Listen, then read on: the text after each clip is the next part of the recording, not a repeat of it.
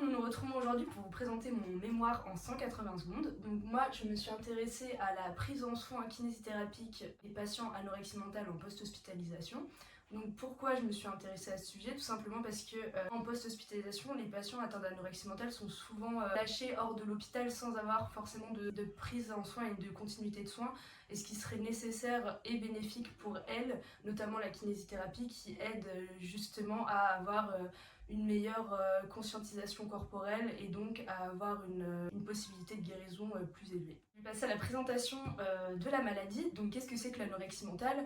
L'anorexie mentale, ça va être en fait des restrictions alimentaires chez la patiente qui vont entraîner des carences, une dénutrition et une perte de poids assez flagrante chez certaines de ces patientes. On va retrouver également de la dysmorphophobie, donc la dysmorphophobie qu'on peut voir dessinée juste ici. Donc ça va être le fait de se voir plus costaud qu'elles ne le sont. Et en fait, ça va être un gros problème dans le processus des guérisons parce que c'est encore quelque chose de flou et qu'on ne peut pas forcément rééduquer. Ça touche principalement les femmes jeunes, entre 12 et 23 ans. C'est une maladie qui est multifactorielle, donc on va avoir des théories dites familiales, génétiques, sociologiques et autres. Et ça va entraîner de nombreuses complications, notamment physiques, comme des problèmes cardiaques et digestifs, et psychologiques, avec une dépression associée et beaucoup d'anxiété pour ces patientes-là. Lors de mes recherches, j'ai pu constater que beaucoup de patientes qui sortaient d'hospitalisation avaient une relation très compliquée avec leur corps, ce qui entraînait le plus souvent des rechutes. C'est de là que ma problématique a découlé. Mon objectif était de montrer à quel point la kinésithérapie était importante en post-hospitalisation chez les patients atteints d'anorexie mentale pour limiter les rechutes et pour améliorer la qualité de vie de ces patientes.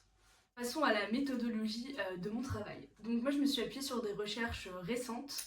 Et j'ai moi-même fait une étude qualitative par entretien semi-directif, ce qui m'a permis de déduire plusieurs hypothèses de ces entretiens. Donc notamment que la kinésithérapie aidait énormément à réduire la dysmorphophobie via le travail de conscientisation corporelle. Une activité physique encadrée était aussi bénéfique pour réguler l'hyperactivité de ces patientes. Et la continuité des soins kinésithérapiques post-hospitalisation était essentielle pour éviter les rechutes de ces patientes. Alors, comment est-ce que le kiné va s'y prendre pour intégrer de l'activité physique dans la prise en soin?